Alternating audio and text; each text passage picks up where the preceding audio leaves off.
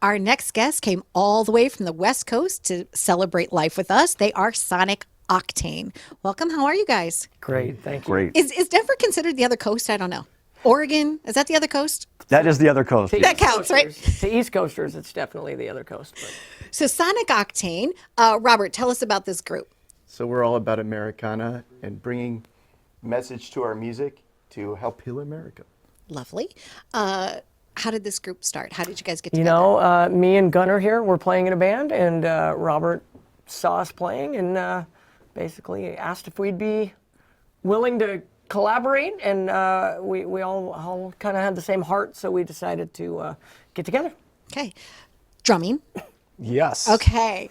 So at what age did you realize that you wanted to start drumming and banging on things? 8 years old was the calling point where I was pretending to be a radio DJ in my room, making movies with, the neighbors and my sisters and air guitaring to Beatles, Beach Boys. But then when I heard Wipeout, the drums stood out. But it wasn't until 16 I got my first actual kit and started drumming to the Walkman. Okay. And what kit was that? Pearl? It was a crappy little garage kit. I don't remember. I did buy a Pearl after my first dishwashing job. So you did? My very first crappy job bought my first crappy drum kit. All right. Yeah. Nice. And playing bass, did you always just play that instrument or different instruments? I've always loved music, so I started out trying just about every classical type instrument, from tuba to baritone to trumpet, and I finally settled on the saxophone, played that through high school.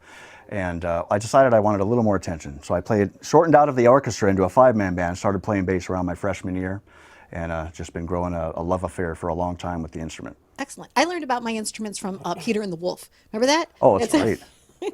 You're like music class, second grade. bassoon. Yeah, the bassoon, Great. and that represents this animal. And what is your spirit animal? What is your spirit instrument? Robert, how about you? Tell us about your love affair with music and how it began for you. My father used to play acoustic guitar, and he'd strum around a bit when he had time, and then my brother is a very accomplished guitarist.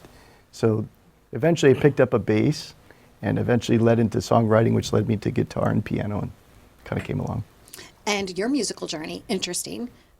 From gridiron to stardom, right? Well, I was always the long-haired ball boy for the 49ers. Everybody knew me growing up as the guy with long hair. And I had always loved music, and I love sports too. I played sports my whole life. I was an all-star in everything I did, and it was great.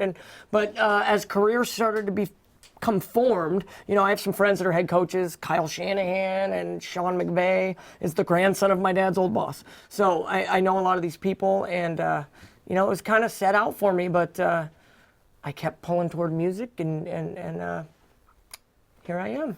And you have a message with your music.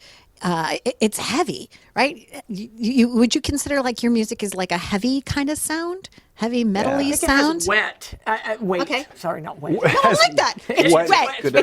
It's very wet music. It has weight to it. Okay. I wouldn't call it really super hard metal, but it's definitely has some bottom end to it, and some what a better way to get the messages across than for you to feel the music along with the lyrics. I would think so too, because it's like that passion, especially with the drums, right? The drums almost kind of sets that tone of how it's gonna rock. Yeah, do you agree? Yeah, when you grow up and your favorite band's Rush, that's the end. That's the peak of Mount Everest. Everything else drops down a level. So it's that's what inspired me, those kind of drummers. Okay. Tool, Primus, a lot of real busy, heavy, flamboyant drumming. So I put it into whatever band I'm in. And with drumming, I know that there's a slow tick and a fast tick. Did you know that? Yeah, tick-tock. Tick-tock, tick-tock, tick-tock, okay. yeah. And how about bass? Is there any tip when you're learning how to play a new song that you start with? I like to listen to the song multiple times just so I can get the flow of the song, the feel of the song, maybe the emotion or passion that's involved with it. And after I listen for a while, then I can just pick it up and pull it out. Let's take a look at the music video that you did. Where was that recorded, Robert? In Las Vegas on top of Mandalay Bay. Okay, let's take a look at that now. Right on.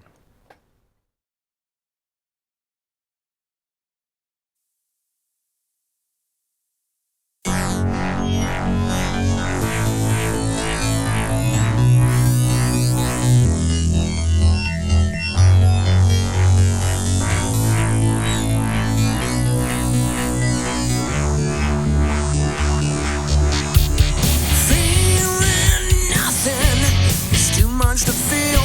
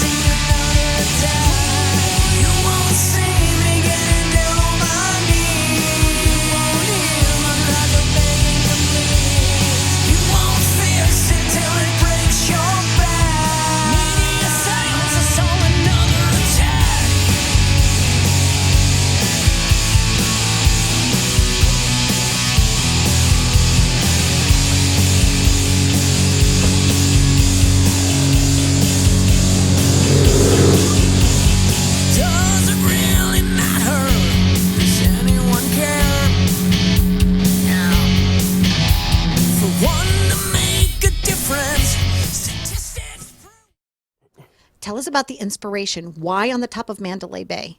Well, with all the school shootings and unfortunately the massacre at Mandalay Bay, we actually come from an area.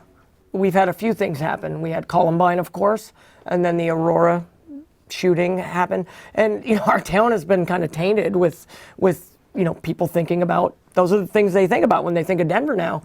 And we thought, let's get some permission to film out in Las Vegas and just kind of let's put it in your face. And hopefully the people that watch it get the message and understand we were willing to cut through a lot of red tape to be able to do that. It was amazing. And when I first met you, you had flown out last month, and we met in Penn Station, and we talked about it. And then I understood for the very first time, your purpose and what you're trying to do as a band. You really are trying to make a difference in the lives of everyone. So it's phenomenal. And you guys offered also to you're going to play something for us live here today. We will do that, So yeah. I thank you all. And up next, it's going to be Sonic Octane. And now, Sonic Octane will be playing us out. Enjoy.